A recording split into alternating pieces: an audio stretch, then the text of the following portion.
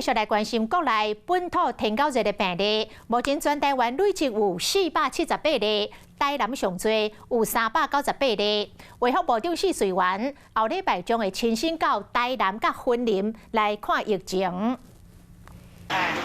若讲要来喷药敢会佫麻烦，就你做假的。若要来传药啊，民众赶紧用报纸将物件砍来，讲安尼真晦气，抑过为了防止天狗热，只能配合。另外一边回收场嘛真无用，因为今年一天台南有落雨，回收的一寡东管啊、东鼎啊，拢有积水，就惊讲会有病媒网。透早业者就起来拼，化学兵嘛出动来传药啊。伊本来就来检查啊，所以你就平常时啊，你就倒卡落。较麻烦挂就对啊。目前病例以东区及永康病例为主，属于人口密度极高的区域。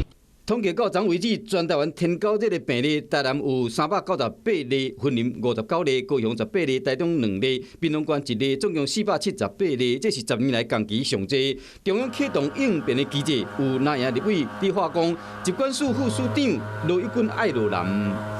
我下个礼拜会到台南云林去一趟，应变中心是否要升级？好，那这些都要综合来做判断。